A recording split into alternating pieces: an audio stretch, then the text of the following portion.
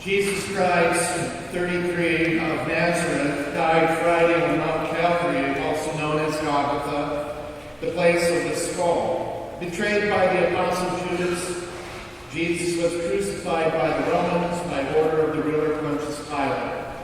The cause of death were crucifixion, extreme exhaustion, severe torture, and loss of blood. Jesus Christ, the descendant of Abraham, was a member of the house of David. He was the son of the late Joseph, a carpenter of Nazareth, and Mary, his devoted mother. Jesus was born in a stable in the city of Bethlehem, Judea. He is survived by his mother Mary, his faithful apostles, numerous disciples, and many other followers. Jesus was self-educated and spent most of his adult life working as a teacher. Jesus also occasionally worked as a medical doctor. It was reported that he healed many patients. Up until the time of his death, Jesus was teaching and sharing the good news, healing the sick, touching the lowly, feeding the hungry, and helping the poor. Jesus was most noted for telling parables about his Father's kingdom and performing signs and miracles, such as feeding more than 5,000 people with only 5 loaves of bread and 2 fish, and healing a man who was born blind. His body was quickly buried in a stone grave, which was donated by Joseph of Arimathea, a loyal friend of the family. By order of Pontius Pilate, the boulder was rolled in front of the tomb. Roman soldiers were put to guard there. In lieu of flowers, the family requested that everyone try to live as Jesus did. Donations may be sent to your local churches. Thanks to God, this is an obituary that was never published. And indeed, tonight the universe is reordered, and hearts of believers are reborn. It is the nighttime of our salvation, and it's the dawn of a new beginning. This dawn of a new beginning began outside, plunged into the darkness of the night and the cold. We feel an oppressive silence at the death of Jesus, our Lord, a silence that each of us can identify with, a silence that penetrates to the depth of the heart of every believer who stands utterly wordless before the cross. What words can be spoken at such a moment? We know before the injustice that condemned the Lord, our Master, his disciples were silent. Before the calamitous and false testimony that the Master endured, his disciples said nothing. During the trying, painful hours of his sufferings, his disciples dramatically experienced their inability to put their lives on the line to speak out on behalf of the Master. What is more, not only did they not acknowledge him, they hid, they escaped, they kept silent. It is the silent night of believers who remain numb, paralyzed, and uncertain what to do amid so many painful and disheartening moments. It is the silent night of those believers who are disoriented because they're plunged into a crushing routine that robs memory and silences hope, and leads to thinking that Jesus' words on the cross, his last words, "It is finished," that these are the final word. Those believers who, overwhelmed, have nothing to say and end up considering normal the otherwise insane words of Caiaphas. Can you not see that it's better for you to have one man die for the people than to have the whole nation destroyed? Amid our silence, our overpowering silence, the earth trembles and quakes, and the stones begin to cry out, to clear the way for the greatest message that history has ever heard, a message that changes the course of the universe. he is not here, for he has been raised.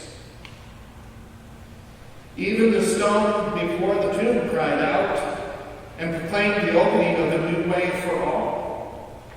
The universe and creation were the first to echo the triumph of life over death, and all that it had attempted to silence and stifle the joy of the gospel. The stone before the tomb was the first to leap up, and in its own way intoned a song of praise and wonder, a song of joy and hope, a song in which all believers are invited to join in. Yesterday we asked for the grace to love the cross, and we joined the women in contemplating the one who was pierced. Today, with the women, we are invited to contemplate the empty tomb and to hear the words of the angel, "Do not be afraid, for he has been raised." These words, "Do not be afraid, for he has been raised." These words should affect our deepest self and chart the way that we judge and deal with the events of our daily lives, especially the way that we relate to one another. The empty tomb changes the hearts of believers. The empty tomb challenges us, and it rallies our drooping spirits. It should make us rethink everything. But above all, it should encourage us to trust and believe that God is in every situation and every person, especially those made new by baptism, and that his light can shine in the least expected and most hidden places, the very dark corners of our lives. Jesus, our Lord, the Master, rose from the dead, and now he waits for us, as he did the women, to enable us to share in salvation. He is not here. He is risen. This message gives us hope.